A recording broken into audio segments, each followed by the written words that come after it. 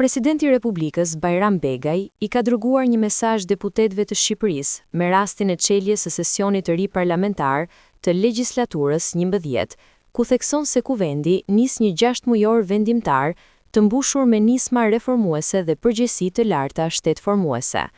Kreu i shtetit nënvizoi se çdo iniciativë ligjore duhet të shërbejë forcimit të shtetit të së drejtës, mirëqenies së qytetarëve dhe objektivit strategjik të Shqipërisë, antarësimit në Bashkimin Evropian. Parafrimi legjislacionit dhe plotësimi me prioritet i agjendës së Bashkimit Evropian nuk mund të ketë konkurrencë, ai kërkon përgjegjësi dhe përkushtim të vërtet, kërkon reforma të thella dhe punë intensive. Procesi parlamentar në këtë drejtim nuk e garanton dot suksesin nëse vëmendja shpërqendrohet, nëse ligjërimi parlamentar humbet rrugën, nëse bashkëpunimi ngec, nëse debati humbet fokusin nga interesi kombëtar dhe nëse rezultatet vonojnë. Në rrugën drejt familjes europiane ne nuk kemi kohë për të humbur dhe as energji për të shpërdoruar. Ndërsa thekson reformën në drejtësi dhe nisjen e saj si emergjencë kombëtare, Presidenti i Republikës shprehet për rëndësinë e mbështetjes së politikës ndaj luftës kundër krimit të organizuar dhe korrupsionit në mënyrë që qytetarët të marrin drejtësi sipas standardeve evropiane.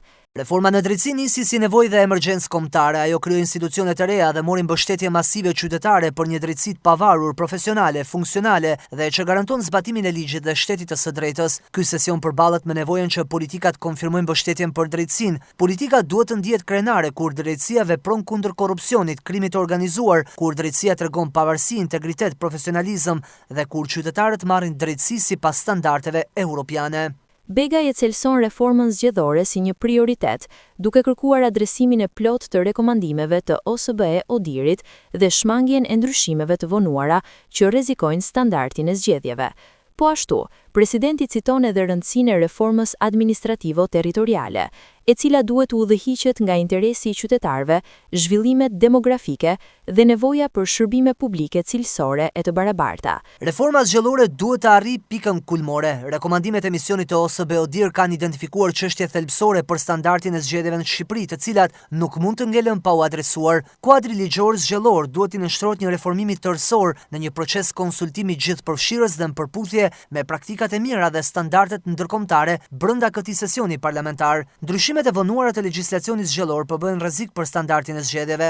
Reforma administrativo-territoriale përbën gjithashtu një gur kilometrik i cili suksesin e ka të lidhur ngushtë me aftësinë e palëve për dialog konstruktiv dhe kompromis. Kjo reformë duhet udhëhiqet nga interesi më i lartë i qytetarëve, lëvizje demografike, nga nevoja për shërbime dhe infrastrukturë publike dinjitoze dhe të barabartë në çdo njësi për ta bërë veçqeverisjen vendore të vërtetë dhe qëndrueshme. Presidenti Begaj kërkoi një kuvend aktiv në kontrollin parlamentar, ku qeveria jep llogari dhe institucionet reagojnë, duke bërë parlamentin të jetë më pranë qytetarëve dhe më funksional. Në përmbyllje të mesazhit, kreu i shtetit u bëri thirrje deputetëve që mandatin ta trajtojnë si një kontratë besimi me qytetarët dhe ta kthejnë atë në vendime të drejta dhe veprime konkrete në shërbim të Shqipërisë dhe të ardhmes së saj evropiane.